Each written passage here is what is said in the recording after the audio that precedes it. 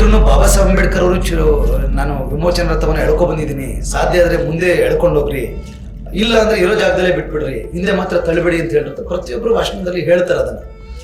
But ಹೆಂಗ ಅರ್ಥ ಮಾಡ್ಕೊಳ್ಳೋದು ಅಂದ್ರೆ ಬಾಬಾ ಸಾಹೇಬರು ಎಲ್ಲಿಂದ ಎಳ್ಕೊಂಡು ಬಂದ್ರು ಅಲ್ಲಿಂದ ನಾವು ಎಳ್ಕೊ ಬರ್ಬೇಕು ಅಂತ ಅನ್ಕೋತಾರೆ. ಎಲ್ಲಿ ನಿಲ್ತಿದ್ಯೋ ಅಲ್ಲಿ ಮುಂದೆ ಕೆಳಿಬೇಕು. ಹಳೆಯ ಅಶೋಕ ಬದುಕಿದ್ದಾಗ 84,000 ಸ್ತೂಪಗಳನ್ನ ಮಾಡಿದ್ರು. ಅಶೋಕ ಸ್ತಂಭ ಅಂತಾನೆ ಹೆಸರು ಕೊಟ್ಟದಕ್ಕೆ ಇವತ್ತು ಇತಿಹಾಸ ಉಳ್ಕೊಂಡು. ಹೌದು, ನೀವು ನಮ್ಮ ಸ್ಟ್ಯಾಚ್ಯೂನ ನೀವು ಹಾಕಲ್ಲ, ನಮ್ಗೆ ಗೊತ್ತು, ಅದಕ್ಕೆ ನಾವು ಹಾಕೋತೀವಿ ನಮ್ಮ ಸ್ಟ್ಯಾಚ್ಯೂನ, ತಪ್ಪೇ. ನಮ್ಮ ಬಹುಜನ ಸಮಾಜ ಪಾರ್ಟಿಯಲ್ಲಿ ಹೇಳೋದೇನು ಅಂದ್ರೆ ನಮ್ದೊಂದು ಪ್ರಣಾಳಿಕೆ ಇಲ್ಲ, ಸಂವಿಧಾನವೇ ನಮ್ಮ ಪ್ರಣಾಳಿಕೆ ಅಂತ ಹೇಳಿದಂತ ಮೊದಲನೇ ಪಕ್ಷ. ಮೇಡಮ್ ಗೂಂಡಾ ರಾಜ್ಯಕ್ಕೆ 2 ಥ್ರೆಟ್ ಕೊಡ್ತಾರೆ. 1,80,000 ಜನ ಗೂಂಡಾಗಳನ್ನ, ಗೂಂಡಾ ಆಕ್ಟ್ ಮತ್ತು 1,80,000 ಜನ ಗೂಂಡಾಗಳನ್ನ ಅಟ್ ಎ ಟೈಮ್ ಜೈಲ್ಗೆ ಹಾಕೋದು ಮೇಡಮ್ ಒಬ್ಬರು. ಫಸ್ಟ್ ಇಡೀ ಇಂಡಿಯಾದ ಹಿಸ್ಟ್ರಿಯಲ್ಲಿ 1,000 ಎಕರೆ ಕೆರೆ, ಅದ್ರ ಮಧ್ಯದಲ್ಲಿ ಮನೆ ಒಂದು, ಅಲ್ಲಿ ಮೊಸಳೆಗಳು ಸಾಕಿರ್ತಾನೆ.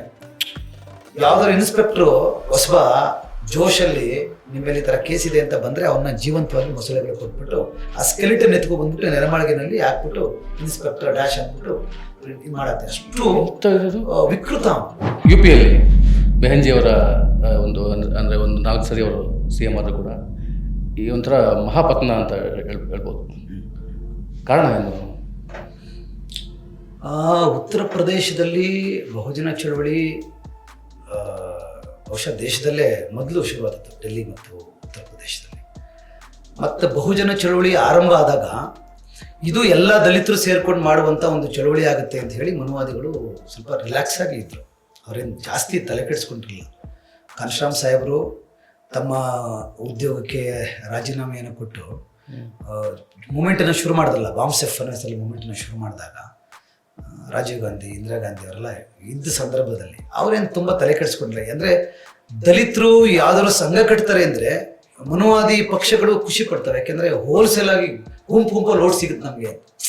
ಯಾವ್ದಾದ್ರು ಸಂಘ ಕಟ್ತಾರೆ ಅಂದರೆ ಅವರು ಸಪೋರ್ಟ್ ಮಾಡ್ತಾರೆ. ಯಾಕೆಂದರೆ ಬೇರೆ ಟೈಮಲ್ಲಿ ಸಪ್ರೇಟ್ ಆಗಿ ಹೋಗಿ ಇವ್ರನ್ನ ಹ್ಯಾಂಡಲ್ ಮಾಡಬೇಕು. ಸಂಘ ಕಟ್ಟಿದ್ರೆ ಒಂದಷ್ಟು ದುಡ್ಡು ಬಿಸಾಕಿದ್ರೆ ಸಂಘದ್ದು ಹೋಲ್ಸೇಲ್ ಆಗಿ ನಮಗೆ ಓಟ್ ಬರುತ್ತೆ ಅಂತ ಹೇಳಿ ಒಂದು ಎಡ್ನ ಹಿಡ್ಕೊಂಡು ಸಾಕಂತ ಒಂದು ಗುಂಪು ಒಬ್ಬನ ಹಿಡಿದ್ರೆ ಸಾಕು. ಒಬ್ಬನ ಹಿಡಿದ್ರೆ ಇಡೀ ಗುಂಡುಂಡೆ ಸಿಕ್ಬಿಡ್ತದೆ ಅನ್ನೋ ಲೆಕ್ಕದಲ್ಲಿ ಒಂದು ಈಗಲೂ ಹಂಗೆ ಇದೆ. ಸಂಘ ಕಟ್ತಾರೆ ಅಂದ್ರೆ ಎಲ್ಲರೂ ಸಪೋರ್ಟ್ ಮಾಡ್ತಾರೆ. ಪಕ್ಷ ಕಟ್ತೀವಿ ಅಂದ್ರೆ ತಲೆನೋ ಎಲ್ಲರೂ. ಬಟ್ ನಾವು ಕಟ್ಬೇಕಾಗಿರೋದೇ ಪಾರ್ಟಿ, ಅದು ಬೇರೆ ಪ್ರಶ್ನೆ. ಬಟ್ ಸಂಘ ಈಗ ಕಾನ್ಶರಾಮ್ ಸಾಹೇಬರು ಬಾಂಬ್ಸೆಫ್ ಅಂತ ಮಾಡಿದ್ರು, backward and minority community employees federation.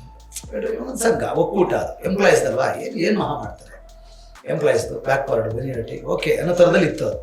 But ಕಾನ್ಶರಾಮ್ ಸಾಹೇಬರು ಬಾಂಬ್ಸೆಫ್ ಮಾಡುವಾಗಲೇ ಅವ್ರಿಗೆ ತುಂಬ ಸ್ಪಷ್ಟತೆ ಇತ್ತು. ಎಲ್ಲಿಂದ ನಾನು ಚಳುವಳಿನ ಎಳ್ಕೊಂಡು ಹೋಗ್ಬೇಕು, ಎಲ್ಲಿಂದ ಅಂದರೆ ಎಲ್ರೂ ಬಾಬಾ ಸಾಹೇಬ್ ಅಂಬೇಡ್ಕರ್ ಅವರು ನಾನು ವಿಮೋಚನಾ ರಥವನ್ನು ಎಳ್ಕೊ ಬಂದಿದ್ದೀನಿ, ಸಾಧ್ಯ ಆದರೆ ಮುಂದೆ ಎಳ್ಕೊಂಡು ಹೋಗ್ರಿ, ಇಲ್ಲ ಅಂದ್ರೆ ಇರೋ ಜಾಗದಲ್ಲೇ ಬಿಟ್ಬಿಡ್ರಿ, ಹಿಂದೆ ಮಾತ್ರ ತಳ್ಳಿಬೇಡಿ ಅಂತ ಹೇಳಿರ್ತಾರೆ. ಪ್ರತಿಯೊಬ್ಬರು ಭಾಷಣದಲ್ಲಿ ಹೇಳ್ತಾರೆ ಅದನ್ನು. ಬಟ್ ಹೆಂಗ ಅರ್ಥ ಮಾಡ್ಕೊಳ್ಳೋದು ಅಂದ್ರೆ ಬಾಬಾ ಸಾಹೇಬರು ಎಲ್ಲಿಂದ ಎಳ್ಕೊಂಡು ಬಂದ್ರು ಅಲ್ಲಿಂದ ನಾವು ಎಳ್ಕೊ ಬರ್ಬೇಕು ಅಂತ ಅನ್ಕೋತಾರೆ. ಎಲ್ಲಿ ನಿಲ್ತಿದ್ಯೋ ಅಲ್ಲಿ ಮುಂದೆ ಕೆಳಿಬೇಕು. ಉದಾಹರಣೆಗೆ ಬಾಬಾ ಸಾಹೇಬ್ ಅಂಬೇಡ್ಕರ್ ಟೆಂಪಲ್ ಎಂಟ್ರಿ ಹೋರಾಟ ಮಾಡಿದ್ರು, ಕಾಳರಂಟೆ. ಈಗ ನಮ್ಮ ಜನ ಇದನ್ನ ಅಂಬೇಡ್ಕರ್ ವಾದ ಅಂತ ಅನ್ಕೊಂಡು ನಾವು ಟೆಂಪಲ್ ಎಂಟ್ರಿಗೆ ಹೋಗ್ತೀವಿ, ಪುನಃ ಅಲ್ಲಿಗೆ ಹೋಗ್ತಾರೆ. ಅಲ್ಲಿ ಆಯ್ತು ಮಾಡಿ, ಅದು ಮಾಡೋದು ಉದ್ದೇಶನೇ ಬೇರೆ. ಚೌಡಕೆರೆ ನೀರು ಮುಟ್ತೀವಿ ಅಂತದ್ದು. ಅವ್ರು ಚೌಡಕೆರೆ ನೀರಿನ ಹೋರಾಟ ಮಾಡಿದಿರ್ಬೋದು, ಕಳರಂ ಟೆಂಪಲ್ ಎಂಟ್ರಿ ಇರ್ಬೋದು, ಅದೆಲ್ಲವೂ ಕೂಡ ಅವತ್ತಿನ ಕಾಲಕ್ಕೆ ಬ್ರಿಟಿಷರಿಗೆ ಏನೋ ಒಂದನ್ನ ಮನವರಿಕೆ ಮಾಡ್ಕೊಡ್ಬೇಕಾಗಿತ್ತು. ಈ ಸಮುದಾಯ ನಮ್ಮ ದಾಖಲೆ ಬೇಕಾಗಿತ್ತು. ಆಮೇಲೆ ಇನ್ನೂ ನೇರವಾಗಿ ಹೇಳ್ಬೇಕು ಅಂದ್ರೆ ನಾವು ಹಿಂದೂಗಳಲ್ಲ ಅನ್ನೋದನ್ನ ಬ್ರಿಟಿಷರು ಪತ್ತೆ ಹಚ್ಚಿದ್ರು 1911ರಲ್ಲಿ. ಹಿಂದೂಗಳಲ್ಲದ ಮುಸಲ್ಮಾನರಿಗೆ, ಕ್ರೈಸ್ತರಿಗೆ, ಸಿಖ್ಖರಿಗೆ ಸಪರೇಟ್ ಎಲೆಕ್ಟ್ರೇಟ್ ಸಿಕ್ಕಿತ್ತು. ಮತ್ತೆ 429 ಜಾತಿಗಳನ್ನ ಹಿಂದೂಗಳಲ್ಲ ಅಂತ ಬ್ರಿಟಿಷರೇ ಗುರುತಿಸಿದ್ರು. ಸೊ ಹಿಂದೂಗಳಲ್ಲದ ಮುಸಲ್ಮಾನರಿಗೆ, ಕ್ರೈಸ್ತರಿಗೆ, ಸಿಖ್ಖರಿಗೆ ನೀವು ಈ ಸಪರೇಟ್ ಎಲೆಕ್ಟ್ರೇಟ್ ಸಿಸ್ಟಮ್ ಕೊಟ್ಟಿದ್ದೀರಿ ಅಂದ್ರೆ 1911ರಲ್ಲಿ 1911ರಲ್ಲಿ ನೀವೇ ಹಿಂದೂಗಳಲ್ಲ ಅಂತ 429 ಜಾತಿಗಳನ್ನ ಗುರುತಿಸಿದಿರಲ್ಲ, ಅವ್ರಿಗೂ ನೀವು ಸಪರೇಟ್ ಎಲೆಕ್ಟೆಡ್ ಸಿಸ್ಟಮ್ ಕೊಡಿ ಅನ್ನೋದು ಬಾಬಾ ಸಾಹೇಬ್ ಅಂಬೇಡ್ಕರ್ ಅವರ ಹೋರಾಟ. ಅಲ್ಲಿಂದ ಶುರುವಾದದ್ದು ಬಾಬಾ ಸಾಹೇಬ್ ಅಂಬೇಡ್ಕರ್ ಹೋರಾಟ. ಬಟ್ ಅಲ್ಲಿಷ್ಟೊತ್ತಾಗಲೇ ಗಾಂಧೀಜಿಯವರು, ಕಾಂಗ್ರೆಸ್ ಅವರೆಲ್ಲ ಏನ್ ಮಾಡ್ತಾರೆ, ನಾವು ಹಿಂದೂಗಳಲ್ಲ ಅನ್ನೋದನ್ನೇ ಅಂಬೇಡ್ಕರ್ ಬೇಸಾಗಿ ಇಟ್ಕೊಂಡು ಈ ತರದೆಲ್ಲ ಫೆಸಿಲಿಟಿ ಕೇಳ್ತಾ ಇದ್ದಾರೆ ಅಂದ್ರೆ ಇವ್ರು ಹೆಂಗಾರು ಮಾಡಿ ಹಿಂದೂಗಳು ಮಾಡ್ಬೇಕು ಅನ್ನೋದು ಗಾಂಧೀಜಿ ಮತ್ತು ಕಾಂಗ್ರೆಸ್ ಅವರ ಪ್ಲಾನ್ ಇರುತ್ತೆ. ಆ ಕಾಲಘಟ್ಟಕ್ಕೆ ನಮ್ಮ ದಲಿತ ಅಸ್ಪೃಶ್ಯಕರಿಗಳಿಗೆಲ್ಲ ರಾಮಂದ್ರ, ಹಾರ್ಮೋನಿಯಂ, ತಬಲಾ ಬಂದದ್ದು. ಗಣೇಶ ಹಿಂಗೆಲ್ಲ ಕೊಟ್ರೆ ನೋಡಪ್ಪ, ರಾಮನ್ ಭಜನೆ ನಡೀತಾ ಇದೆ, ಹನುಮಂತನ ಭಜನೆ ನಡೀತಾ ಇದೆ, ಯಾರು ಇವರು ಹಿಂದೂಗಳು. ಬಾಬಾ ಸಾಹೇಬ್ ಅಂಬೇಡ್ಕರ್ ಅವರು ಇಲ್ಲ ನೀವು ಹೇಳ್ದಂಗೆ ನಾವು ಹಿಂದೂಗಳಲ್ಲ ಅಂತ ಪ್ರೂವ್ ಮಾಡ್ಬೇಕಾಗಿತ್ತು. ಅದಕ್ಕೆ ಚೋಳ ಕೆರಣಿಯರ್ನು ಗೊತ್ತಿತ್ತು ಬಾಬಾ ಸಾಹೇಬ್ ಅಂಬೇಡ್ಕರ್ಗೆ. ಅದಕ್ಕೆ ಯಾರಿಗೂ ಅಲ್ಲಿ ಹೊಡೆದ್ರು ಕೊಲೆ ಆದ್ರೂ ನೀವು ತಾಳ್ಮೆಯಿಂದ ಇರಬೇಕು ಅಂತ ಹೇಳಿದ್ರು ಬಾಬಾ ಸಾಹೇಬ್ರ ಆ ಕಾರಣಕ್ಕೆ. ಯಾಕೆಲ್ಲ ಹೋಗಿದ್ದು ಬಾಯಾರಿಕೆ ಅಂದ್ರೆ ನೀರು ಮುಟ್ಟಕ್ಕಲ್ಲ. ನಾವಲ್ಲಿ ಹೋದಾಗ ಇವ್ರು ಹೊಡಿತಾರೆ ಅಂತ ಗೊತ್ತಿತ್ತು. ಮತ್ತೆ ಬಾಬಾ ಸಾಹೇಬ್ ಅಂಬೇಡ್ಕರ್ಗೆ ಬ್ರಿಟಿಷರ ಮುಂದೆ ಲಾಜಿಕಲ್ ಆಗಿ ವಿತ್ ಪ್ರೂಫ್ ಚರ್ಚೆ ಮಾಡೋದೇ ಅವ್ರಿಗೆ, ಅವರು ಅಡ್ವೊಕೇಟ್ ಕೂಡ ಮತ್ತೆ ದೊಡ್ಡ ವಿಮೋಚಕ ಆಗಿರೋದ್ರಿಂದ ಸುಮ್ಮನೆ ಬೇಸ್ಲೆಸ್ ಆಗಿ ಮಾತಾಡೋದಲ್ಲ. ಚೌಡಕೆರೆ ಮುಟ್ಟಿದಾಗ್ಲೂ ಹೊಡೆದ್ರು, ಕಾಳಾರಾಮ್ ಟೆಂಪಲ್ ಎಂಟ್ರಿ ಮಾಡ್ತೀವಿ ಅಂದಾಗ್ಲೂ ಹೊಡೆದ್ರು. ಯಾಕೆ ಹೊಡೆದ್ರಿ? ಎಲ್ಲರೂ ನೀರು ಕುಡಿತಾರೆ ಅಂದ್ರೆ ನಮ್ ನೀರು ಕುಡಿಯಕ್ ಬಿಡ್ತಾರೆ ಅಂದ್ರೆ ನಾವು ಹಿಂದೂಗಳ ಹೇಳ್ದಲ್ವಾ?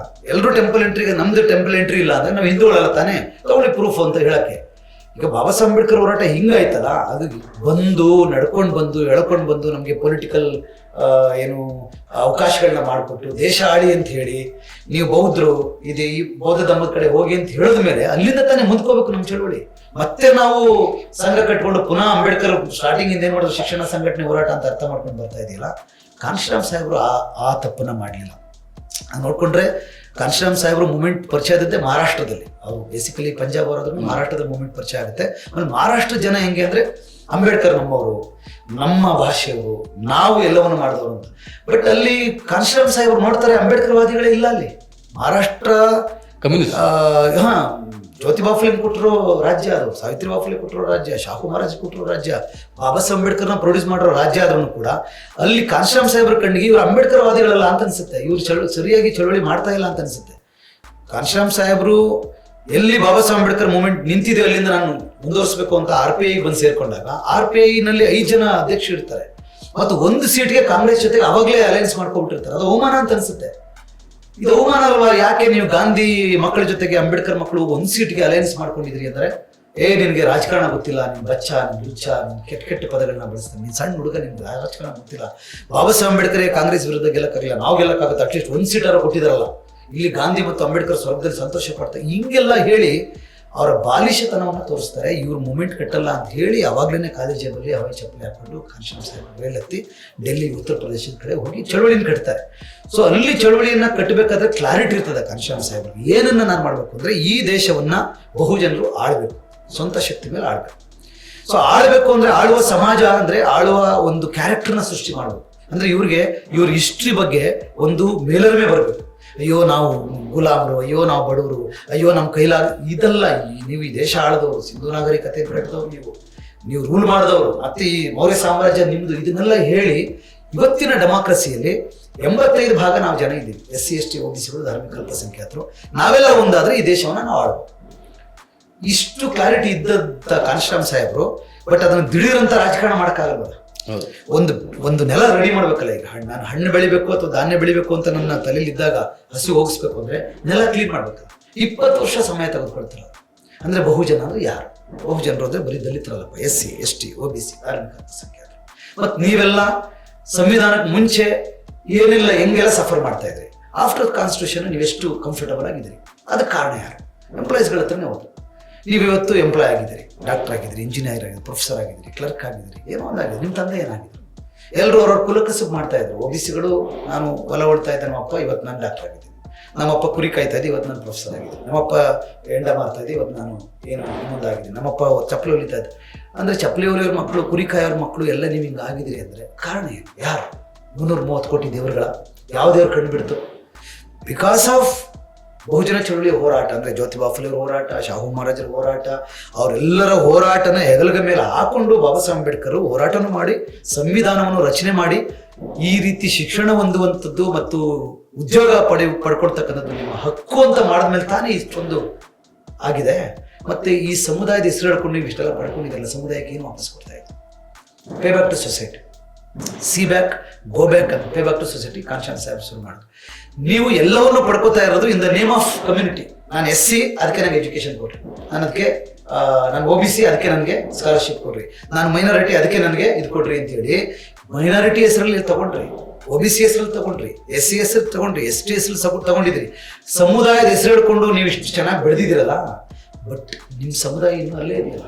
ನೀನೊಬ್ಬ ಇದು ಬಂದಿದೆ, ಅಲ್ಲಿಂದ ಡಾಕ್ಟರ್ ಆಗಿದೆ, ಇಂಜಿನಿಯರ್ ಆಗಿದೆ, ಪ್ರೊಫೆಸರ್ ಆಗಿದೆಯಾ, ಬಟ್ ನಿಮ್ಮ ಸಮುದಾಯ ಅಲ್ಲೂ ಇನ್ನೇ ಇದೆ, ಇನ್ನೂ ಜಾತಿ ಕಾರಣಕ್ಕೆ ನರಳ್ತಾ ಇದೆ, ಇನ್ನೂ ಬಡತನದ ಕಾರಣ ಬೆಳ್ತಾ ಇದೆ. ಆ ಸಮುದಾಯಕ್ಕೆ ನೀವೇನು ಕೊಡಬೇಕು? ಆ ಸಮುದಾಯನ ಮೇಲೆತ್ತಬೇಕು. ಎಂಪ್ಲಾಯೀಸು ಸಂಘಟನೆ ಕಟ್ಕೊಂಡು ನನಗೆ ಸಮಸ್ಯೆ ಆದರೆ ಪ್ರೊಟೆಕ್ಟ್ ಮಾಡ್ಕೊಳಕ್ಕಲ್ಲ ಎಂಪ್ಲಾಯೀಸ್ ಸಂಘಟನೆ ಕಟ್ಕೊಂಡು SC ST ನೌಕರರ ಸಂಘ ಏನಕ್ಕೆ ಪ್ರಮೋಷನ್ಗೆ ಅವ್ರ ಪ್ರಮೋಷನ್ ಬೇಕಾದಾಗ ಅವ್ರಿಗೇನಾದ್ರು ಸಮಸ್ಯೆ ಆದ್ರೆ ಹೋರಾಟ ಮಾಡೋಕ್ಕೆ. ಕಾಂಶಿರಾಮ್ ಸಾಹೇಬ್ರು ಹೇಳಿದ್ರು ನೌಕರರು ನೀವು ಸಂಘ ಕಟ್ಟೋದು ನಿಮಗೋಸ್ಕರ ಅಲ್ಲ, this is of the employees by the employees but not for the employees. ಇದು ಸಮುದಾಯಕ್ಕೆ ಮಾಡಬೇಕು. ನೀವು ಸಮುದಾಯದಿಂದ ಎದ್ದು ಬಂದಿದ್ದೀರಿ ಅಂದರೆ ನೀವು ಸಮುದಾಯಕ್ಕೆ ಕೆಲಸ ಮಾಡಬೇಕು ಅಂತ ಹೇಳಿ ವಾಪಸ್ಸು ಸಮುದಾಯಗಳನ್ನ ನೋಡಿಸೋ ಥರ ಮಾಡಿದ್ರು ಥ್ರೂ ಕಾನ್ಸೆಪ್ಟ್.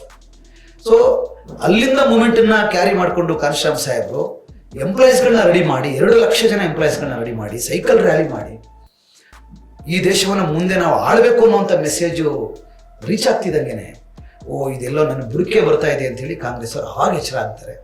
ಆವಾಗ ಈ ಸೆಂಟ್ರಲ್ ಗೌರ್ಮೆಂಟ್ ಎಂಪ್ಲಾಯೀಸ್ಗಳನ್ನ ಛಿದ್ರವಾಗಿ ಟ್ರಾನ್ಸ್ಫರ್ ಮಾಡಿಬಿಡ್ತಾರೆ. ಕಾಂಶಿರಾಮ್ ಸಾಹೇಬರು ಯಾವಾಗ ಎಂಪ್ಲಾಯೀಸ್ಗಳನ್ನ ಆರ್ಗನೈಸ್ ಮಾಡ್ತಾ ಇದ್ದಾರೆ ಅಂತ ಗೊತ್ತಾಯ್ತು. ಆವಾಗ ಕಾಂಶಿರಾಮ್ ಸಾಹೇಬ್ರಿಗೆ ಬೇಜಾರಾಗುತ್ತೆ, ನಾನು ಎಂಪ್ಲಾಯೀಸ್ಗಳ ಹತ್ರ ಹೋಗ್ಬಾರ್ದಾಗಿತ್ತು, ಅವ್ರಿಗೆ ಸೆಂಟ್ರಲ್ ಗೌರ್ಮೆಂಟ್ ಈ ಥರ ತೊಂದರೆ ಕೊಟ್ಬಿಡ್ತು. ಬಟ್ ಎಂಪ್ಲಾಯೀಸ್ಗಳು ಏನು ಮಾಡ್ತಾರೆ, ಕಾಂಶಿರಾಮ್ ಸಾಹೇಬ್ರಿಗೆ ಕನ್ಸೋಲ್ ಮಾಡ್ತಾರೆ, ಸಮಾಧಾನ ಮಾಡ್ತಾರೆ. ಹಂಗೆ ನೋಡಿಕೊಂಡ್ರೆ ನಾವು ಕಾಂಗ್ರೆಸ್ ಅವ್ರಿಗೆ, ಇಂದಿರಾ ಗಾಂಧಿ, ರಾಜೀವ್ ಗಾಂಧಿ ಅವ್ರಿಗೆ ಥ್ಯಾಂಕ್ಸ್ ಹೇಳಬೇಕು. ಈಗ ಒಂದು ಚಳವಳಿ ಬರೀ ಉತ್ತರ ಪ್ರದೇಶ ಡೆಲ್ಲಿಗೆ ಮಾತ್ರ ಸೀಮಿತ ಆಗಿತ್ತು. ಈಗ ನಮ್ಮ ಮೇಲಿನ ಸಿಟ್ಟಿಗೆ ಇವರೆಲ್ಲ ಜೊತೆಗಿದ್ರೆ ಚಳವಳಿ ಕಟ್ತಾರೆ ಅಂದ್ಬಿಟ್ಟು ಒಬ್ಬರನ್ನ ಪಂಜಾಬ್ ಬಿಸಾಕಿದ್ದಾರೆ, ಒಬ್ಬರನ್ನ ಹರಿಯಾಣಕ್ಕೆ ಹಾಕಿದ್ದಾರೆ, ಒಬ್ಬರನ್ನ ಏನೋ ಗುಜರಾತ್ಗೆ ಹಾಕಿದ್ದಾರೆ, ಕೆಲವರು ತಮಿಳ್ನಾಡಿಗೆ ಹಾಕಿದ್ದಾರೆ, ಕರ್ನಾಟಕಕ್ಕೆ ಬಿಸಾಕಿದ್ದಾರೆ ಸೆಂಟ್ರಲ್ ಗೌರ್ಮೆಂಟ್ಸ್. ನಾವು ಅಲ್ಲೋಗಿ ಚಳವಳಿ ಕಟ್ತೀವಿ. ಈಗ ಇದು ರಾಷ್ಟ್ರವ್ಯಾಪಿ ಆದಂಥ ಚಳವಳಿ, ನೀವು ಅಲ್ಲಿಗೆ ಬನ್ನಿ, ನಾವು ಥ್ಯಾಂಕ್ಸ್ ಹೇಳೋಣ. ನಮಗೇನು ಮಕ್ಕಳಿಗೆ ಎಜುಕೇಷನ್ ತೊಂದರೆ ಆಯಿತು, ನೋ ಪ್ರಾಬ್ಲಮ್, ಬಾಬಾ ಸಾಹೇಬ್ರು ಅನುಭವಿಸ್ತಿರೋ ಕಷ್ಟದಲ್ಲಿ ನಮ್ದೇನು ಎಜುಕೇಷನ್ ಅಲ್ಲಿ ಕಂಟಿನ್ಯೂ ಮಾಡ್ಕೋತೀವಿ, ನೀವೇನು ಗಿಲ್ಟ್ ಫೀಲ್ ಮಾಡ್ಬೇಡಿ ಕಾಂಶಿರಾಮ್ ಸಾಹೇಬ್ರೆ, ಇಡೀ ದೇಶದಲ್ಲಿ ಮೂವ್ಮೆಂಟ್ ಕಟ್ಟಕ್ಕೆ ಇದು ಅನುಕೂಲ ಅಂತ ಅನ್ಕೊಳ್ಳೋಣ ಅಂತೇಳಿ ಪಾಸಿಟಿವ್ ಆಗಿ ತಗೊಂಡ್ರು. ಆಮೇಲೆ ಕಾಂಶಿರಾಮ್ ಸಾಹೇಬ್ರು DS4 ಮಾಡಿದ್ರು. ಅಂದ್ರೆ ಎಂಪ್ಲಾಯೀಸ್ಗಳ ಮಕ್ಕಳನ್ನ ಅವ್ರ ಮಕ್ಕಳು ಏನು ಮಾಡೋಕ್ಕಾಗತ್ತೆ, ಅವ್ರು ಹೇಳಿದ್ರು ನಾವು ಎಂಪ್ಲಾಯೀಸ್ ಅಲ್ವಾ, ನಮ್ಮ ಮಕ್ಕಳನ್ನ ಕಳಿಸ್ತೀವಿ ಚಳವಳಿ ಕಟ್ಟಿ. ಸೊ ದಲಿತ್ ಶೋಷಿತ್ ಸಂಘರ್ಷ ಸಮಿತಿ ಅಂತ ಮಾಡಿದ್ರು, DS4 ಮಾಡಿ. DS4 ಒಂದು ಪೊಲಿಟಿಕಲ್ ಫಾರ್ಮ್ ಆಗಿ ಆಮೇಲೆ DSP ಆಯಿತು. DS4 ಅಂದರೆ ಆರಂಭದಿಂದನೂ ಇದೊಂದು ಚಳುವಳಿಯಾಗಿ ರೂಪುಗೊಳ್ತಾ ಮನುವಾದ ಅನ್ನೋ ಪದವನ್ನು ಇಂಟ್ರೊಡ್ಯೂಸ್ ಮಾಡಿಸಿದ್ರು ಕಾಂಶಿರಾಮ್ ಸಾಹೇಬರು. ಬಹುಜನ ಅನ್ನೋ ಪದವನ್ನು ಬುದ್ಧರೇ ಬಹುಜನ ಹಿತಾಯ ಬಹುಜನ ಸುಖಾಯ ಅಂತ 2,500 ವರ್ಷದಿಂದ ಹೇಳಿದ್ರು ಕೂಡ ಯಾವ ಬಹುಜನ ಅಂತ ಗೊತ್ತಿರಲಿಲ್ಲ. ಕಾಂಶಿರಾಮ್ ಸಾಹೇಬರು ಕ್ಲಿಯರ್ ಕಟ್ ಆಗಿ ಹೇಳಿದ್ರು, ಬಹುಜನ ಅಂದ್ರೆ ನಾವು ಶೋಷಿತರು ಅಂದ್ರೆ ಬರೀ ದಲಿತರಲ್ಲ, ಬರೀ ಸ್ಪೃಶ್ಯರಲ್ಲ, ಎಲ್ಲ ಸಮುದಾಯಗಳು ಕೂಡ ಶೋಷಿತವಾಗಿದೆ ಈ ಮೇಲಿನ 15% ಮನುವಾದಿಗಳಿಂದ. ಹಾಗಾಗಿ ಮನುವಾದ ಅನ್ನೋದು ಒಂದು ಜಾತಿ ಅಲ್ಲ, ಅದೊಂದು ಮನಸ್ಥಿತಿ, ಅದನ್ನು ಬದಲಾಯಿಸಬೇಕು ಅನ್ನೋದೇ ನನ್ನ ವಾದ. ಕಾಂಶಿರಾಮ್ ಸಾಹೇಬರಿಗೆ ಬಹಳ ಕ್ಲಾರಿಟಿ ಇತ್ತು ಅದರಲ್ಲಿ. ಏನು ಮನುವಾದ ಅಥವಾ ಬ್ರಾಹ್ಮಣವಾದ ಅನ್ನೋದು ಮನಸ್ಥಿತಿ, ಆ ಮನಸ್ಥಿತಿ ಬದಲಾಗದ ಹೊರತು ಏನು ಸರಿ ಹೋಗಲ್ಲ ಅಂತ. ಅದನ್ನು ಬದಲಾಯಿಸಬೇಕು ಅಂದರೆ ನನಗೆ ಪೊಲಿಟಿಕಲ್ ಪವರ್ ಬೇಕು. ಪೊಲಿಟಿಕಲ್ ಪವರು ಒಂದು ಅಭಿವೃದ್ಧಿ, ಇನ್ನೊಂದು ಈ ದೇಶದ ನಿಜವಾದ ಸಂಸ್ಕೃತಿನ ಅವಾಗ ಮಾತ್ರ ಬಿತ್ತಕ್ಕೆ ಸಾಧ್ಯ. ಕಾಂಶಿರಾಮ್ ಸಾಹೇಬರು ಹೇಳೋದೇನು ಅಂದರೆ ಪೊಲಿಟಿಕಲ್ ಪವರ್ ಯಾಕೆ ಬೇಕು ನಿಮಗೆ ಅಂತ ಕೇಳ್ತಾರೆ. ಪೊಲಿಟಿಕಲ್ ಪವರ್ ಬರೀ ಡ್ರೈ ಪಾಲಿಟಿಕ್ಸ್ ಮಾಡೋಕ್ಕಲ್ಲ, ನನ್ನ MLA ಆಗಬೇಕು, ನನ್ನ MP ಆಗಬೇಕು. ಈ ದೇಶಕ್ಕೊಂದು ನಿಜವಾದ ಇತಿಹಾಸ ಇದೆ, ಸಾಂಸ್ಕೃತಿಕ ನೆಲೆಗಟ್ಟಿದೆ. ಆ ಸಾಂಸ್ಕೃತಿಕ ಕ್ರಾಂತಿ ಮರುಕ್ರಾಂತಿ ಆಗಬೇಕು ಅಂದರೆ ನಮಗೆ ಒಂದು ರಾಜಕೀಯವಾದಂಥ ಪವರ್ ಬೇಕು ಅಂತ ಹೇಳ್ತಾರೆ ಕಾಂಶಿರಾಮ್ ಸಾಹೇಬರು. Master key political power is the master key for what that master key. ಏನಕ್ಕೆ ಪೊಲಿಟಿಕಲ್ ಪವರ್ ಬೇಕಂದ್ರೆ ಅಲ್ಟಿಮೇಟ್ಲಿ ಕಲ್ಚರಲ್ ರೆವಲ್ಯೂಷನ್ ಅಂತಾರೆ. ಈ ದೇಶದಲ್ಲಿ ಒಂದು ಕಲ್ಚರಲ್ ರೆವಲ್ಯೂಷನ್ ಆಗಬೇಕು. ಈ ದೇಶದಲ್ಲಿ ಈಗಿರ್ತಕ್ಕಂಥ ಕಲ್ಚರ್ ಮನುವಾದಿ ಕಲ್ಚರ್, ಅದನ್ನೇ ಇಂಡಿಯನ್ ಕಲ್ಚರ್ ಅಂತ ತೋರಿಸ್ತಾ ಇದ್ದಾರೆ. ಅದು ಈ ಭಾರತದ ನಿಜವಾದ ಕಲ್ಚರ್ ಅಲ್ಲ, ಅದು ಕೇವಲ 3% ಇರ್ತಕ್ಕಂಥ ಮನುವಾದಿಗಳ ಕಲ್ಚರ್ನೇ ಇದು ಭಾರತದ ಸಂಸ್ಕೃತಿ ಅಂತ ತೋರಿಸ್ತಾ ಇದಾರಲ್ಲ, ಅದಲ್ಲ ನಿಜವಾಗ್ಲೂ. ಈ ತಳಮೂಲ ಸಂಸ್ಕೃತಿ, ನೆಲಮೂಲ ಸಂಸ್ಕೃತಿ, ಬುದ್ಧ ಸಂಸ್ಕೃತಿ, ಅದನ್ನು ಮೀರಿದಂಥ ಹಳೆಯ ಸಂಸ್ಕೃತಿಗಳು ತುಂಬ ಇದೆ. ಅದನ್ನಲ್ಲಿ ಮುಚ್ಚಾಕಲಾಗಿದೆ. ಅವ್ರ ಪವರ್ ಸಿಕ್ತು ಮನುವಾದಿಗಳ ಕೈಗೆ, ಅದಕ್ಕೆ ನಮ್ಮ ಸಂಸ್ಕೃತಿನ 1000 ವರ್ಷಗಳಿಂದ ಮುಚ್ಚಾಕ್ಬಿಟ್ಟಿದ್ದಾರೆ. ನನಗೂ ಯಾಕೆ ಪವರ್ ಬೇಕು ಅಂದರೆ ನಾನು ಡ್ರೈ ಪಾಲಿಟಿಕ್ಸ್ ಮಾಡೋಕ್ಕಲ್ಲ, ಬರೀ MP ಆಗಬೇಕು, MLA ಆಗಬೇಕು, ಮಿನಿಸ್ಟರ್ ಮಾಡಬೇಕು, CM ಆಗಬೇಕು, PM ಆಗಬೇಕಲ್ಲ. CM ಆಗಿ PM ಆಗಿ ಏನು ಮಾಡಬೇಕು? ಈಗ ಉತ್ತರ ಪ್ರದೇಶದಲ್ಲಿ ನೀವು ಹೇಳಿದ್ರಲ್ಲ, ಮೇಡಮ್ CM ಆದರು, ಅಲ್ಲಿ ಎಲ್ಲ ಮಹಾಪೂರ್ವಿಕರ ಹೆಸರುಗಳಲ್ಲೂ ನಗರಗಳನ್ನು ಮಾಡಿದ್ದಾರೆ. ಒಂದು ನಾವು ಈ ಮನುವಾದಿಗಳ ಆಳ್ವಿಕೆ ಮಾಡುವಂಥ BJP ಕಾಂಗ್ರೆಸ್ ಟೈಮಲ್ಲಿ ಎಲ್ಲೊಂದು ಅಂಬೇಡ್ಕರ್ ಸರ್ಕಲ್ ಅಂತ ಇಡ್ರಿ ಅಂತ ಹೇಳಕ್ಕೆ 4 ವರ್ಷ ಅಲ್ದಾಡಬೇಕು, 5 ವರ್ಷ ಅಲ್ದಾಡಬೇಕು. ಒಂದು ಸರ್ಕಲ್ಗೆ ಒಂದು ಹೆಸರು ಇಡ್ರಿ ಅಂತ, ಜೈ ಭೀಮ್ ಭವನ ಅಂತಿದೆ ಬೆಂಗಳೂರಲ್ಲಿ. ಜೈ ಭೀಮ್ ಭವನ ಅನ್ನೋದು ಎಲ್ಲರಿಗೂ ಗೊತ್ತು. ಆ ಸರ್ಕಲ್ಗೆ ಒಂದು ಹೆಸರು ಇರಲಿಲ್ಲ. ಜೈ ಭೀಮ್ ಭವನ ಸರ್ಕಲ್ ಅಲ್ಲಿ ಜೈ ಭೀಮ್ ಸರ್ಕಲ್ ಅಂತ ಇಡಿ ಅಂತ ಹೇಳಕ್ಕೆ ಎಷ್ಟು ಹೋರಾಟ ನಡೀತು. ಒಂದು ಸರ್ಕಲ್ಗೆ ಹೆಸರಿಡಕ್ಕೆ ಎಷ್ಟು ಕಷ್ಟ ಆಗುತ್ತೆ. ಮಹಾರಾಷ್ಟ್ರದಲ್ಲಿ ಬಾಬಾ ಸಾಹೇಬ್ ಅಂಬೇಡ್ಕರ್ ಮಹಾರಾಷ್ಟ್ರದಲ್ಲಿ ಹುಟ್ಟಿರೋರು, ಅಂಬೇಡ್ಕರ್ ಹೆಸರನ್ನ ಒಂದು ಯೂನಿವರ್ಸಿಟಿ ಇಡಿ ಅಂತ 25 ವರ್ಷಗಳ ಕಾಲ ಹೋರಾಟ ಮಾಡಿದೆ, 25 years. ಬಟ್ ಪವರ್ ಬರ್ತಿದ್ದಂಗೆನೆ ಉತ್ತರ ಪ್ರದೇಶದಲ್ಲಿ ಎಲ್ಲ ಆಗಿತ್ತು. Gautam Buddha university, Ambedkar university, Shahu Maharaj university, Jyotiba Phule Nagar, Ramatai Nagar, ಈ ಪೂರ್ವಿಕರ ಎಲ್ಲರ ಹೆಸರಲ್ಲೂ ಯೂನಿವರ್ಸಿಟಿಗಳಿದೆ, ಪೂರ್ವಿಕರ ಎಲ್ಲ ಹೆಸರಲ್ಲೂ ಹೊಸ ಹೊಸ ಜಿಲ್ಲೆಗಳಿದೆ. ಇದು ಕಲ್ಚರಲ್ ರೆವಲ್ಯೂಷನ್. ಇದು ಒಂದು ರಾಜಕಾರಣ ಅಂದರೆ ಎಲ್ಲರೂ ಅಂದ್ಕೊಂಡಿರೋದು ದುಡ್ಡು ಮಾಡೋದು, ಮೇಡಮ್ ಬಗ್ಗೆ ಏನೇನೋ ಅಪವಾದ ಹೊರಿಸ್ತಾರಲ್ಲ, ಒಂದು ಪ್ರೂವ್ ಮಾಡೋಕ್ಕಾಗಲ್ಲ ಯಾರಿಗೂ. ನಿಮ್ಮ ಮೂಲಕ ನಾನು ಬೇಕಾದ್ರೆ ನಾನು ಓಪನ್ ಚಾಲೆಂಜ್ ಮಾಡ್ತೀನಿ, ಒಂದು ಭ್ರಷ್ಟಾಚಾರವನ್ನು ಮೇಡಮ್ ಬಗ್ಗೆ. ಯಾಕೆಂದರೆ ಒಂದು ಅಸ್ಪೃಶ್ಯ ಮಹಿಳೆ ಸರ್, ಒಬ್ಬ ಅಸ್ಪೃಶ್ಯ ಒಂದು ಸ್ಕೂಲಿನ HM ಆದ್ರೇ ಇವತ್ತು ಸಮಾಜ ಸಹಿಸ್ಕೊಳ್ಳಲ್ಲ. ಹೌದು, ಒಂದು ಸ್ಕೂಲ್ HM ಆಗ್ಬಿಟ್ರೆ ಅಲ್ಲ, ಅಡಿಗೆ ಮಾಡ್ಕೊಳ್ಳಲ್ಲ, ಅಡಿಗೆಯವ್ರು ಸಹಿಸ್ಕೊಳ್ಳಲ್ಲ.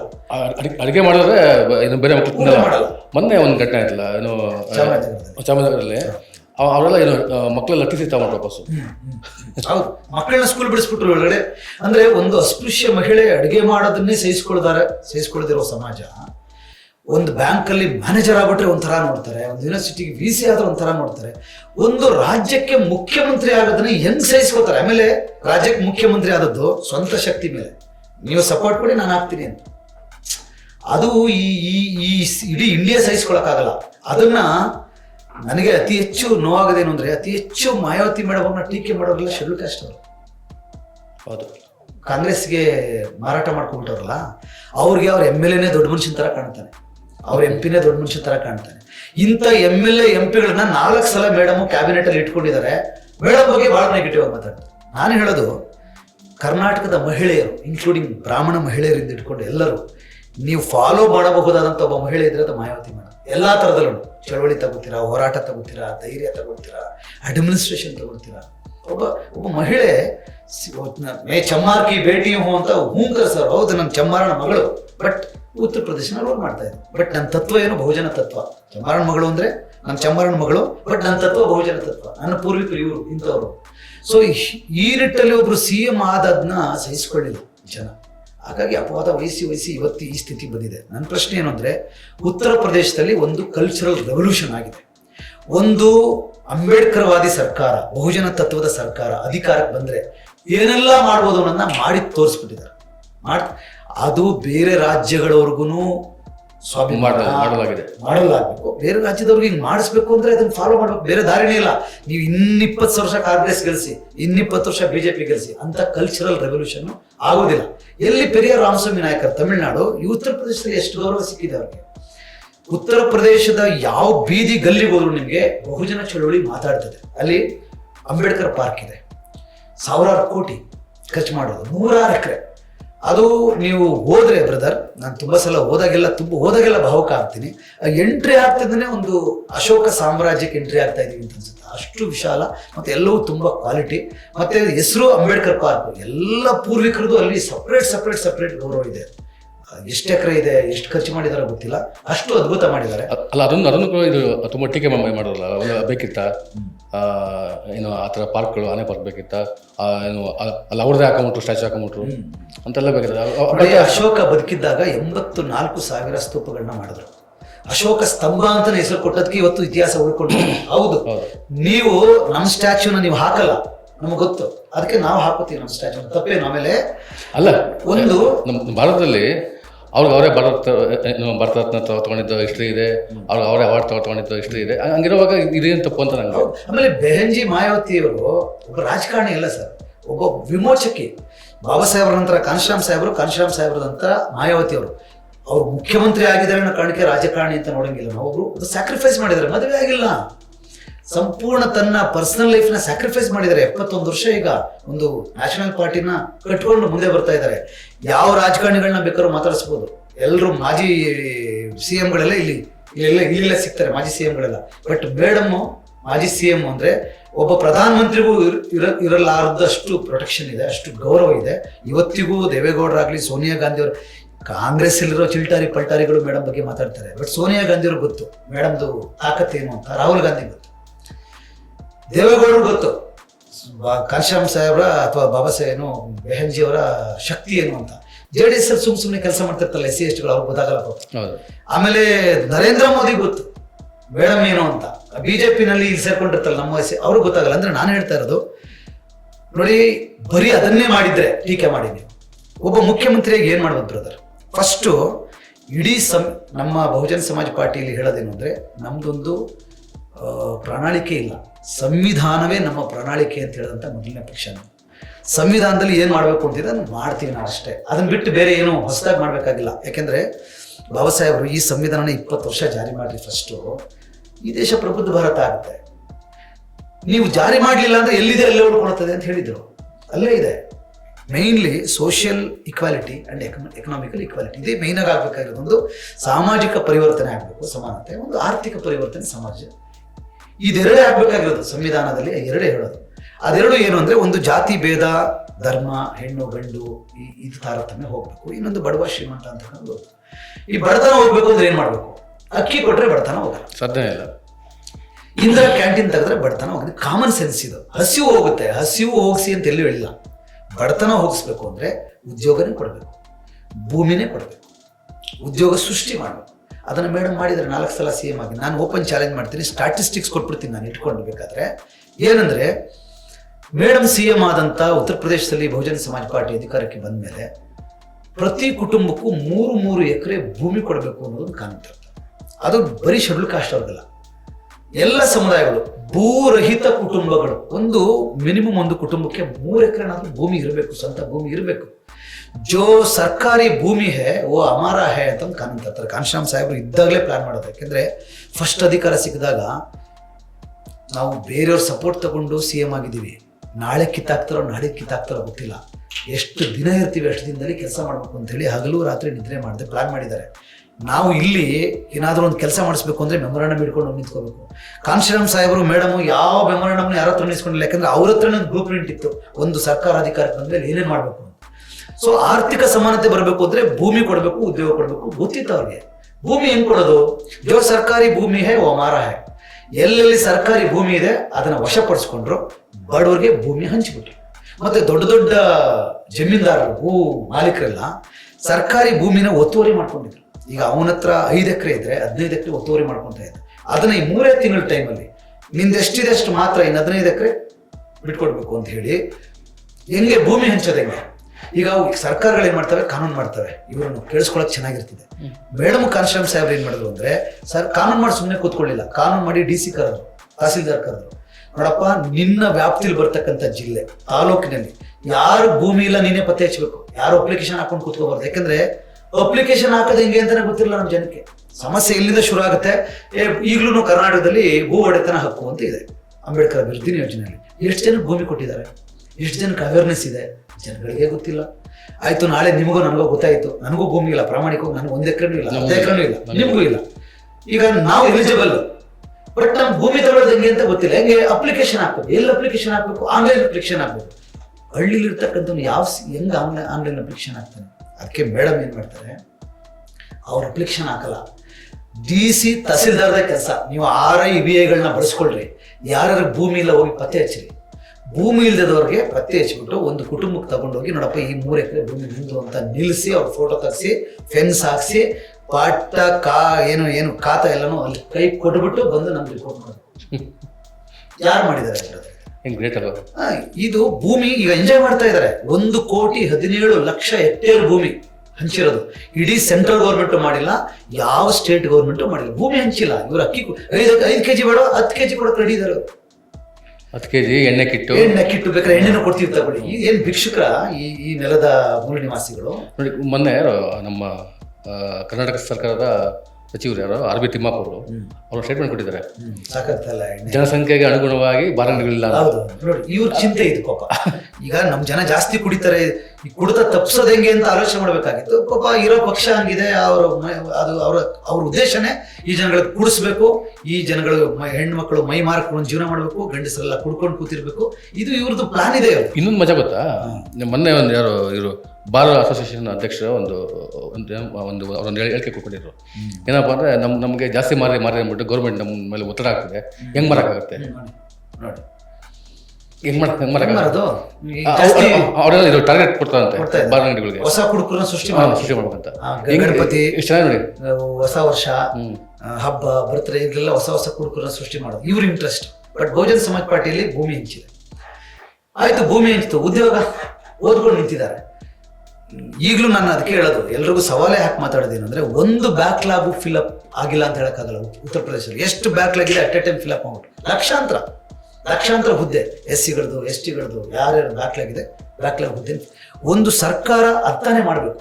ನೀವು 2,000 ಕಾಲ್ ಮಾಡೋದು, 3,000 ಕಾಲ್ ಮಾಡೋದು, ಲಂಚ ಇಸ್ಕೊಡೋದು, ಪೇಪರ್ನಲ್ಲಿ ಲೀಕ್ಔಟ್ ಮಾಡೋದು, ಅಲ್ಲೇನಿಲ್ಲ. ಅಷ್ಟು ಜನಗಳನ್ನ ಡೈರೆಕ್ಟ್ ನೇರ ನೇಮಕಾತಿ ಮಾಡಿಕೊಂಡ್ರು ಬ್ಯಾಕ್ಲಾಗು ಉದ್ಯೋಗ, ತುಂಬ ಜನಕ್ಕೆ ಉದ್ಯೋಗ ಸಿಕ್ತು. ನೋಡಿ, ಭೂಮಿ ಸಿಕ್ತು, ಉದ್ಯೋಗ ಸಿಕ್ತು. ಇನ್ನು ಮುಖ್ಯವಾಗಿ ಬೇಕಾಗಿರೋದೇನು, ಒಂದು ಸಾಮಾನ್ಯ ಜನಕ್ಕೆ ಬೇಕಾಗಿರೋದು, ಮುಸಲ್ಮಾನರು ಅಭದ್ರತೆಯಲ್ಲಿದ್ದರು. ಪೊಲೀಸ್ ಸ್ಟೇಷನ್ಗಳಲ್ಲೂ ರಿಸರ್ವೇಷನ್ ನೋಡಿದ್ರೆ, ಒಂದು ಪೊಲೀಸ್ ಸ್ಟೇಷನ್ಲಿ ಇಷ್ಟು ಜನ ಮುಸಲ್ಮಾನರು ಪೊಲೀಸ್ ಇರಬೇಕು, ಇಷ್ಟು ಜನ SC ST ಪೊಲೀಸ್ ಇರಬೇಕು. ಯಾಕೆಂದ್ರೆ ಯಾರೊಬ್ಬ ಬಂದಾಗ ಅಲ್ಲಿ ನಮ್ಮವನಿದಾನೆ ಎಂದಾಗ ಆತನಿಗೆ ಒಂದು ಕಂಫರ್ಟಬಲ್ ಫೀಲ್ ಆಗುತ್ತಲ್ಲ. ಫಸ್ಟ್ ಟೈಮ್ ಅದನ್ನು ಮಾಡಿದ್ದಾರೆ. ಆಮೇಲೆ ಉತ್ತರ ಪ್ರದೇಶದಲ್ಲೇ ಫಸ್ಟ್ SC SP TSPನ ಶುರು ಮಾಡಿದ್ರು. ನಾನು ಪ್ರೇಕ್ಷಕರಿಗೆ ನಿಮ್ಮ ಮೂಲಕ ಹೇಳೋದೇನೆಂದ್ರೆ, ಎಲ್ಲರೂ ಹೇಳ್ತಾರೆ ಆಂಧ್ರದಲ್ಲಿ ಶುರು ಆಯಿತು, ಕರ್ನಾಟಕದವ್ರು ನಾವೇ ಫಸ್ಟ್ ಶುರು ಮಾಡಿದ್ವಿ ಅಂತ ಹೇಳ್ತಾ ಇದ್ದಾರೆ. ಉತ್ತರ ಪ್ರದೇಶದಲ್ಲಿ SC SP TSP ಮೊದಲು ಮಾಡೋದು. ಕಾನ್ಸೆಪ್ಟೇ ಮೇಡಮ್ದದು, ಕಾನ್ಸೆಪ್ಟೇ ಕಾನ್ಶರಾಮ್ ಸಾಹೇಬ್. ಏನಂದ್ರೆ, ಜನರಲ್ ಬಜೆಟ್ ಅಲ್ಲಿ ನೀವು ಎಲ್ರಿಗೂ ಹಂಚಿಬಿಡ್ತೀರಿ, ಯಾರಿಗೆ ಸಿಗುತ್ತೋ ಸಿಗಲು ಹೇಳಕ್ಕಾಗಲ್ಲ. ರಿಸರ್ವೇಷನ್ ಕೊಡಬೇಕು ಅಂತ ಸಂವಿಧಾನದಲ್ಲಿದೆ ಅಂದ್ರೆ ಬಜೆಟ್ ಅಲ್ಲಿ ಯಾಕೆ ರಿಸರ್ವೇಷನ್ ಇರಬಾರ್ದು? ಪರ್ಟಿಕ್ಯುಲರ್ ಆ ಕಮ್ಯುನಿಟಿಗಳಿಗೆ ಇಷ್ಟು ಅಮೌಂಟ್ ಎತ್ತಿಡ್ರಿ, ಅವರ ಆರ್ಥಿಕ ಅಭಿವೃದ್ಧಿಗೆ ಬಳಸ್ರಿ ಅದನ್ನ ಅಂತ. 25% ರಿಸರ್ವೇಷನ್ ಅನ್ನ ಅಂದ್ರೆ ಹಣನ ಎತ್ತಿಟ್ರು. ಅದಕ್ಕೆ ಹೆಸರು ಕೊಡ್ಲಿಲ್ಲ SC SP TSP ಅಂತ. ಅಂದ್ರೆ ಕಮ್ಯುನಿಟಿ ವಾರು ಬಜೆಟ್ನ ಎತ್ತಿಟ್ರು. ಪತ್ರಕರ್ತರು ಕೇಳಿದ್ರು, ಏನ್ ಮಾಯಾವತಿ ಅವರೇ, ಇದು ದಲಿತರ ಬಜೆಟ್? ಮೇಡಮ್ ಅಂದ್ರು, ಹೌದು ಅಂದ್ರೆ ಇಲ್ಲ ಅಂತ ತೊಪ್ಪೆ ತಾರ್ಸಕ್ ಹೋಗಿಲ್ಲ. ನನ್ನನ್ನು ದಲಿತ ಅನ್ನೋ ಕಾರಣಕ್ಕೆ ನಾನು ಆಯ್ಕೆ ಆಗಿದ್ದೀನಿ ಕಣಪ್ಪ. ಇಷ್ಟು ವರ್ಷ ಆಳ್ವಿಕೆ ಮಾಡಿದ್ರೆ ಯಾರು ಈ ತರ ಮಾಡಿಲ್ಲ, ನಾನಾದ್ರೂ ಮಾಡ್ಬೇಕಲ್ಲ. ನಾನು ಮಾಡಿಲ್ಲ ಅಂದ್ರೆ ಏನ್ ಮಾಡ್ತಾರೆ?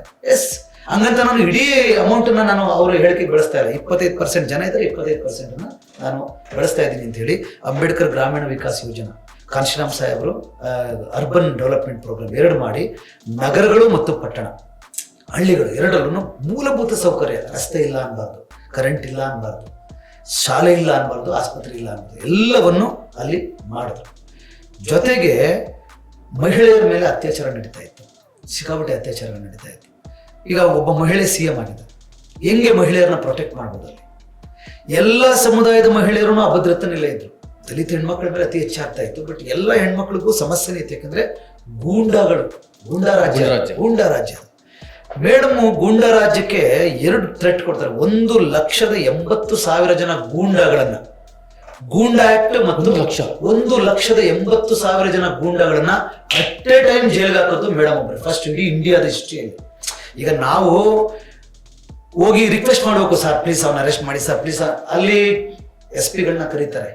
ನಿಮ್ಮ ಏರಿಯಾಗಳಲ್ಲಿ ಈ ತನಕ ಭೂಗತ ಚಟುವಟಿಕೆ ಮಾಡ್ತಾ ಇರೋರು, ಕಳ್ಳತನ ಮಾಡೋರು, ಸುಳ್ಳು ದರೋಡೆಕೋರರು, ಕೊಲೆಗಾರಕರು ಲಿಸ್ಟ್ ಮಾಡ್ಕೊಂಡು ಎತ್ಕೊಂಡು ಬರೋರು.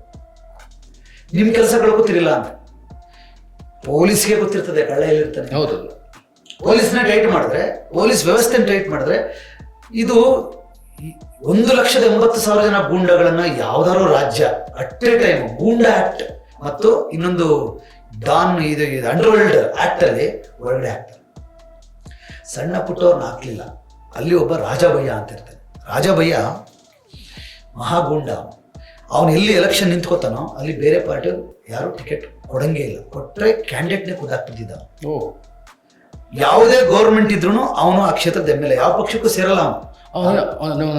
ಕುದುರೆ ಮೇಲೆ ಹೋಗುವಾಗ ಅಡ್ಡ ಬರಂಗಿಲ್ಲ. ಈ ಹಳೆ ಹಿಂದಿ ಸಿನಿಮಾದಾಗ ತೋರಿಸ್ತಾ ಇದ್ರಲ್ಲ, ಇವನು ನೋಡ್ಕೊಂಡೇ ಕ್ಯಾರೆಕ್ಟರ್ ಬರೀತಾ ಇದ್ದಂತ. ಇವನು ನೋಡ್ಕೊಂಡೆ. ಅವನು ರಾಜಮನೆತನ ಅಂತ, ಅವ್ರ ತಂದೆನೂ ರಾಜನ ಕಾಲ ಅಂತೆ. ಆ ಮನುಷ್ಯ ಎಂಥ ಗೂಂಡ ಅಂದ್ರೆ, ನೀವ್ ಹೇಳ್ದಂಗೆ ಕುದುರೆ ಮೇಲೆ ಸಿಟಿಗೆ ಬಂದ್ರೆ ಅವನು ಯಾರು ನಡ್ಕೊಂಡು ಹೋಗ್ಬಾರ್ದು, ತಲೆ ಪಗಡಿ ಹಿಂಗ ಹಾಕೊಂಡು ನಿಂತ್ಕೋಬೇಕು. ಯಾರೋ ಒಬ್ಬ 2 ವೀಲರ್ ಪಾಸ್ ಆದ ಅಂತ ಸ್ಪಾಟಲ್ಲೇ ಅವನ ಕಲಿಸಿದ. ಅವಾಗಲೇ ಅವನಿಗೆ ಹೆಸರು ಬಂದದ್ದು. 1,000 ಎಕರೆ ಕೆರೆ, ಅದ್ರ ಮಧ್ಯದಲ್ಲಿ ಮನೆ ಅವನದು. ಅಲ್ಲಿ ಮೊಸಳೆಗಳು ಸಾಕಿರ್ತಾನೆ. ಯಾವ್ದಾದ್ರು ಇನ್ಸ್ಪೆಕ್ಟ್ರು ಹೊಸಬ ಜೋಶಲ್ಲಿ ನಿಮ್ಮಲ್ಲಿ ಈ ತರ ಕೇಸ್ ಇದೆ ಅಂತ ಬಂದ್ರೆ ಅವನ್ನ ಜೀವಂತವಾಗಿ ಮೊಸಳೆಗಳು ಕೊಟ್ಬಿಟ್ಟು ಆ ಸ್ಕೆಲಿಟನ್ ಎತ್ಕೊ ಬಂದ್ಬಿಟ್ಟು ನೆಲಮಾಳಿಗೆನಲ್ಲಿ ಹಾಕ್ಬಿಟ್ಟು ಇನ್ಸ್ಪೆಕ್ಟರ್ ಡ್ಯಾಶ್ ಅಂದ್ಬಿಟ್ಟು ಮಾಡತ್ತೆ. ಅಷ್ಟು ವಿಕೃತ. ಹೆಣ್ಣು ಮಕ್ಕಳದು ಅದೆಷ್ಟು ಜನ ಅತ್ಯಾಚಾರ ಮಾಡಿದ ಮೇಲೆ ಲೆಕ್ಕ ಇಲ್ಲ, ಅದೆಷ್ಟು ಆಸ್ತಿ ಕಿತ್ಕೊಂಡಿದ್ರೆ ಲೆಕ್ಕ ಇಲ್ಲ. ಎಲೆಕ್ಷನ್ ಆದ್ರೂ ಅವನ ಕಡೆಯವರೇ ಬಂದು ಓಟ್ ಹಾಕೊಳ್ಳೋದು. ಆಮೇಲೆ ಅವ್ನು ಹೇಳಿದ ಪೋಸ್ಟ್ ಕೊಡಬೇಕು ಮಿನಿಸ್ಟ್ರು, ಇಲ್ಲ ಅಂದ್ರೆ ಸರ್ಕಾರ ನಡೆಯಕ್ಕೆ. ಇಷ್ಟು ಗೂಂಡ ಅವನನ್ನ ಕಾಂಗ್ರೆಸ್ ಸಹಿಸ್ಕೊಂಡಿತ್ತು, BJP ಸಹಿಸ್ಕೊಂಡಿತ್ತು, SP ಸಹಿಸ್ಕೊಂಡಿತ್ತು. ಮೇಡಮ್ CM ಆದಾಗ ಅವನನ್ನ ಸಿನಿಮಾದಲ್ಲಿ ಮಾಡ್ತಾರಲ್ಲ ಹಾಗೆ ಖುದ್ದು ಹೋಗಿ ಮೆರವಣಿಗೆ ಮಾಡ್ಕೊಂಡು ಎತ್ಕೊಬಂದು ಜೈಲಿಗೆ ಹಾಕ್ತಾರೆ. ಅವನನ್ನ ಅವ್ರ ಅಪ್ಪನ್ನ ಇಬ್ಬರನ್ನು ಜೈಲ್ಗೆ ಹಾಕಿ ಟಾಡಾ ಕಾಯ್ದೆ ಇತ್ತು, ಟಾಡಾ ಕಾಯ್ದೆ ಜೈಲ್ಗೆ ಹಾಕ. ಅವನಷ್ಟು ಆಸ್ತಿನ ಮುಟ್ಗೋಲು ಹಾಕೊಂಡ್ರು. ಅದು ಏನಿತ್ತಲ್ಲ ಏನೋ ಒಂದು ಕೆರೆ, ಅದನ್ನ ಅಂಬೇಡ್ಕರ್ ಪಕ್ಷಿಧಾಮ ಅಂತ ಒಂದು ಈಗಲೂ ಹಂಗೆ ಇದೆ. ಅಂದ್ರೆ ಗೂಂಡಾಗಳನ್ನ ಹೆಂಗ್ ನಿಗ್ರಹಿಸ್ಬೇಕು ಅಂತ ಮೇಡಮ್ ಗೊತ್ತಿತ್ತು ಜನಗಳಿಗೆ. ತಾನೆ ಗೂಂಡ ಅವನು. ಆಮೇಲೆ ಗೂಂಡಗಳು ಶೆಡ್ಯೂಲ್ ಕಾಸ್ಟ್ ಅವರಾದ್ರೂ ಬಿಟ್ಟಿಲ್ಲ, ಜಾತಿ ಇಲ್ಲ. ಕೆಲವ್ರು ಏನಿಸುತ್ತೆ ಈಗ ನಮ್ಮ ಜಾತಿಯವ್ರ CM ಆದ್ರೆ ನಾವು ಹೆಂಗೋ ಸೇಫ್ ಅಂತ, ಹಂಗಿಲ್ಲ. ಒಬ್ಬ IAS ಆಫೀಸರ್ ಒಂದು ಕೊಲೆ ಕೇಸಲ್ಲಿ ಸಿಕ್ಕೊಂಡ್ರು, IAS ಆಫೀಸರ್ ಕೊಲೆ, ಅವನು ಶೆಡ್ಯೂಲ್ ಕ್ಯಾಸ್ಟ್. ಮೇಡಮ್ ಅನ್ನು ಅರೆಸ್ಟ್ ಮಾಡೋಕ್ಕೆ ಆದೇಶ ಮಾಡಿದ್ರು. ಅವನೇನು ಅಂದರೆ, ನಾನು ತುಂಬ ವರ್ಷದಿಂದ ಈ ಪಕ್ಷಕ್ಕೋಸ್ಕರ ಕೆಲಸ ಮಾಡಿದನು, ನಾನು ಹಿಂಗಾಗಿದ್ದೀನಿ, ಮೇಡಮ್ ಅವನಿಗೆ ಇದೇ ವಾರೆಂಟ್ ಮಾಡಿಬಿಡ್ತಾರೆ ಅಂದರೆ ಹುಡ್ಕೊಂಡು ತಂದು ಎತ್ತಾಕಿ ಅಂತ. ಯಾಕೋ ನನ್ನ ಬಿಡಲ್ಲ ಅಂತ ಗೊತ್ತಾದ್ಮೇಲೆ ಆ ಮನುಷ್ಯ ಕಾಂಶಿರಾಮ್ ಸಾಹೇಬ್ರ ಹತ್ರ ಹೋಗಿ ಆಶ್ರಯ ಪಡ್ಕೊಳಕ್ಕೆ ಹೋಗ್ತಾನೆ. ಏನಂತ ಕೇಳಿದ್ರು, ಏನಂದ್ರೆ ಹಿಂಗೆ ತಪ್ಪಾಗ್ಬಿಟ್ಟಿದ್ದೀನಿ ನಾನು, ನಿಮ್ಮ ಸರ್ಕಾರ ನಮ್ಮ ಸರ್ಕಾರ ಅಲ್ವಾ, ಮಾಯಾವತಿ ಅರೆಸ್ಟ್ ವಾರೆಂಟ್ ಕೊಟ್ಟಿದ್ದಾರೆ, ನಾನು ಆ ಜಾಗದಲ್ಲಿ ಮರಣದಂಡ ವಿಧಿಸಿದ್ದೆ, ಹೋಗಿ ಸರೆಂಡರ್ ಆಗು ಅಂತ ಕಳಿಸ್ತಾರೆ ಕಾಂಶಿರಾಮ್ ಸಾಹೇಬ್.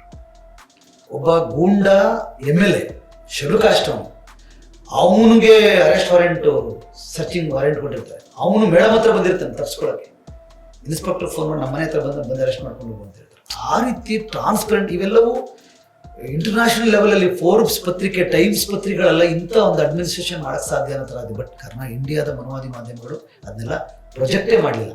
ನೋಡಿ ಬ್ರದರ್, ಒಂದು ಗೂಂಡಗಳನ್ನ ನಿಗ್ರಹಿಸೋದು, ಭೂಮಿ ಹಂಚೋದು, ಉದ್ಯೋಗ ಹಂಚೋದು, ಮಹಿಳೆಯರು ಅಲ್ಲಿ ಹೆಂಗಿತ್ತು ಅಂದರೆ ಪರ್ಟಿಕ್ಯುಲರ್ಲಿ ದಲಿತ ಮಹಿಳೆ ಒಂದು ಹೆಣ್ಮಗಳು ಮೆಚ್ಯೂರ್ಡ್ ಆಗಿದ್ದಾಳೆ ಅಂತ ಗೊತ್ತಾಗ್ಬಿಟ್ರೆ ಆ ಊರಿನ ಅಪ್ಪರ್ ಕಾಸ್ಟ್ ಅಂತ ಬಂದ್ಬಿಟ್ಟು ಎತ್ಕೊಂಡು ಹೋಗೋದು, ಅಣ್ಣ ತಂದೆ ಎದುರುಗಡೆನೇ ಎತ್ಕೊಂಡೋಗಿ ಅತ್ಯಾಚಾರ ಮಾಡಿ ಉಳ್ಕೊಂಡ್ರೆ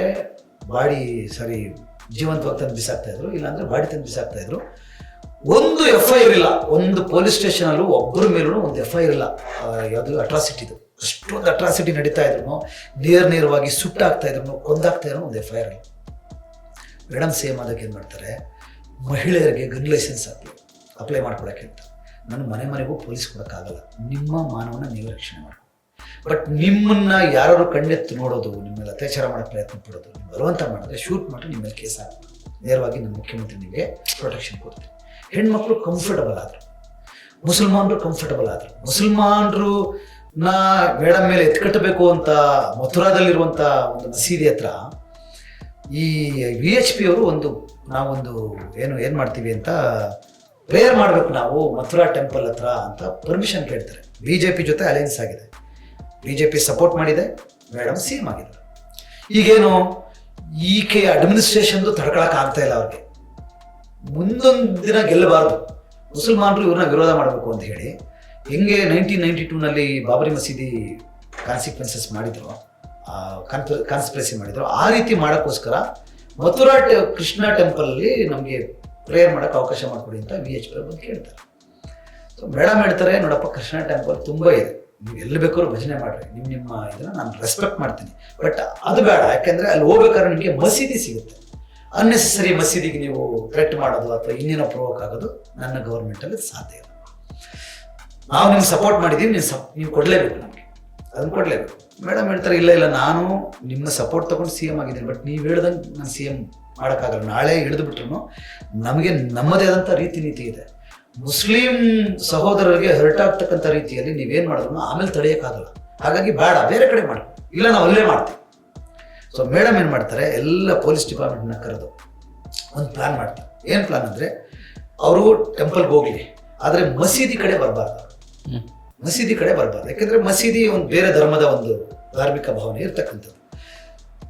ಅವರು ಪ್ರೇಯರ್ಗೆ ಹೋಗ್ತಾ ಮಸೀದಿ ಕಡೆ ಏನಾದ್ರು ಬಂದರೆ ಆ ಮಸೀದಿ ಸುತ್ತ 3 ಬ್ಯಾರಿಕೇಡ್ ಹಾಕಿರ್ತಾರೆ. ಒಂದು 300 ಮೀಟರ್ಗೆ ಒಂದು 800 ಮೀಟರ್ಗೆ 1 ಕಿಲೋಮೀಟರ್, ಮಸೀದಿಗೆ 1 ಕಿಲೋಮೀಟರ್ ಇರ್ತಾರೆ. ಆ ಮೊದಲನೇ ಬ್ಯಾರಿಕೇಡಲ್ಲಿ ಪೊಲೀಸರು ನಿಂತಿರ್ತಾರೆ ಸುತ್ತ, ಅವ್ರ ಹತ್ರ ಲಾಠಿ ಇರ್ತದೆ, ಫೈಬರ್ ಲಾಠಿ. 2ನೇ ಬ್ಯಾರಿಕೇಡಲ್ಲಿ ಬಂದೂಕ್ ಇರ್ತದೆ. 3ನೇ ಬ್ಯಾರಿಕೇಡ್ ಅವ್ರ ಹತ್ರ ವೆಪನ್ಗಳಿರ್ತವೆ ಪೊಲೀಸರ ಹತ್ರ. ನೀವೇನಾದ್ರು ಹೋಗ್ತಾ ಮೊದಲನೇ ಬ್ಯಾರಿಕೇಡ್ ಟಚ್ ಮಾಡಕ್ಕೆ ಹೋದರೆ ಮಂಡಿಯಿಂದ ಕೆಳಗಡೆ ಹೊಡೀರಿ, ಯಾರು ಬಂದು. ಅದನ್ನೂ ದಾಟ್ಕೊಂಡು 2ನೇ ಬ್ಯಾರಿಕೇಡ್ ಹೋದರೆ ಮಂಡಿಯಿಂದ ಕೆಳಗಡೆ ಶೂಟ್ ಮಾಡಿ. ಅದನ್ನೂ ದಾಟಿ ಅವರು ಮಸೀದಿ ಕಡೆ ಹೋಗ್ತಾರೆ ಅಂದರೆ ಗೋಲಿಬಾರ್. ಇದು ಆದೇಶ ಮಾಡ್ತಾರೆ madam. This is my plan as a chief minister, ನೀವು ಬಂದು ಪ್ರೇಯರ್ ಮಾಡ್ರಿ ಅಂತ. ನಾನು CM ಆಗಿದ್ದೀನಿ, ಯಾವ ಧರ್ಮದವ್ರಿಗೂ ಧಕ್ಕೆ ಆಗದೆ ಇರ್ತಕ್ಕಂಥ ರೀತಿ ನೋಡ್ಕೊಳ್ಳೋದು ನನ್ನ ಜವಾಬ್ದಾರಿ. ಅಲ್ಲಿ ಮಸೀದಿ ಮೇಲೆ ಒಂದು ಕಾಗೆ ಕೂತ್ಕೊಳ್ಳೋಕ್ಕೂ ಬಿಡಲ್ಲ ನಾನು. ಈ ಪ್ಲಾನ್ ನೋಡ್ಬಿಟ್ಟು ಅವ್ರು ಪ್ರೇರಣೆ ಮಾಡೋಕ್ಕಾಗಲ್ಲ, ಬೈಕೊಂಡು ಹೋಗ್ಬಿಡ್ತಾರೆ ದೂರದಲ್ಲಿ ನಿಂತ್ಕೊಂಡು. ಪೆರಿಯಾರ್ ಮೇಳ ಮಾಡ್ತಾರೆ ಮೇಡಮ್, ಫಸ್ಟ್ CM ಆದಾಗಲೇ ಪೆರಿಯಾರ್ ಮೇಳ ಮಾತ್ರ ಮಾಡಬಾರ್ದು ನೀವು ಅಂತ BJP ಅವ್ರಿಗೆ ಒತ್ತಡ ಇರ್ತಾರೆ. ಪೆರಿಯಾರ್ ಮೇಳ ಮಾತ್ರ ಮಾಡ್ಬೇಕು, ಯಾಕಂದ್ರೆ ಪೆರಿಯಾರ್ ಕಂಡ್ರೆ ಅವ್ರಿಗಾಗಲ್ಲ. ಎಲ್ಲಿ ತಮಿಳ್ನಾಡು ಪೆರಿಯಾರು, ನೀವು ಉತ್ತರ ಪ್ರದೇಶದಲ್ಲಿ ಯಾಕೆ ಮಾಡ್ತೀರಿ? ಬಟ್ ಕಾನ್ಶಿರಾಮ್ ಸಾಹೇಬರು ಪೆರಿಯಾರ್ ಉತ್ತರ ಪ್ರದೇಶ ಬಂದಾಗ ಅವಮಾನ ಮಾಡಿ ಕಳಿಸಿರ್ತಾರಂತೆ. ಅದೇ ಜಾಗದಲ್ಲಿ ಬಹುಜನ ಸಮಾಜ ಅಧಿಕಾರ ಮಾಡ್ತಾ ಇದೆ, ನಮ್ಮ ಪೂರ್ವಿಕ, ನಾವು ಪೆರಿಯಾರ್ ಮೇಳ ಮಾಡ್ತೀವಿ. ನೀವು ಪೆರಿಯಾರ್ ಮೇಳ ಮಾಡಿದ್ರೆ ನಿಮ್ಗೆ ಕೊಟ್ಟರು ಸಪೋರ್ಟ್ನ ವಾಪಸ್ ತಗೊಳ್ರಿ, ನೋ ಪ್ರಾಬ್ಲಮ್. ಪೆರಿಯಾರ್ ಮೇಳ ಮಾಡ್ತಾರೆ, ಅವ್ರು ವಾಪಸ್ ತಗೋತಾರೆ. ಸರ್ಕಾರ ಬಿದ್ದೋಗುತ್ತೆ ಅಂತ ಕೇರ್ ಮಾಡಿದ್ರು ಪೆರಿಯಾರ್ ಮೇಳವನ್ನು ಮಾಡೋದು. ಅಂದರೆ ಒಂದು ಕಲ್ಚರಲ್ ರೆವಲ್ಯೂಷನ್. ಈಗ ಅಲ್ಲಿ ಏನು ಪೌರ ಕಾರ್ಮಿಕರು 1,00,000 ಜನ ಅಧಿಕಾರ ವಹಿಸ್ಕೊಂಡ ಮೊದಲನೇ ದಿನನೇ ಮಧ್ಯರಾತ್ರಿ 1 ಗಂಟೆ ಎಲ್ಲರದ್ದು ತೊಗೊಂಡು ಬರಬೇಕು, ಎಲ್ಲರೂ ಪರ್ಮನೆಂಟ್ ಅಂತ ಬರೀಬೇಕು, ಅವ್ರಿಗೆ ಗ್ರ್ಯಾಚ್ಯುಟಿ ಅವ್ರದ್ದು ಏನೇನಿದೆ ಎಲ್ಲ ಸೆಟ್ಲ್ ಮಾಡಬೇಕು, ಅದನ್ನು ಸೈನ್ ಮಾಡಿಬಿಟ್ಟೆ ನನ್ನ ಮನೆಗೆ ಹೋಗೋದು ಅಂತೇಳಿ ಮಧ್ಯರಾತ್ರಿ 1 ಗಂಟೆಗೆ ಅಧಿಕಾರ ವಹಿಸ್ಕೊಂಡ ಮೊದಲನೇ ದಿನನೇ 1,00,000ಕ್ಕಿಂತ ಹೆಚ್ಚು ಜನ ಪೌರ ಕಾರ್ಮಿಕರನ್ನ ಅವರು ಪರ್ಮನೆಂಟ್ ಮಾಡ್ತಾರೆ. ಇದೆಲ್ಲ ಹೆಂಗೆ ಸಾಧ್ಯ ಆಗುತ್ತೆ?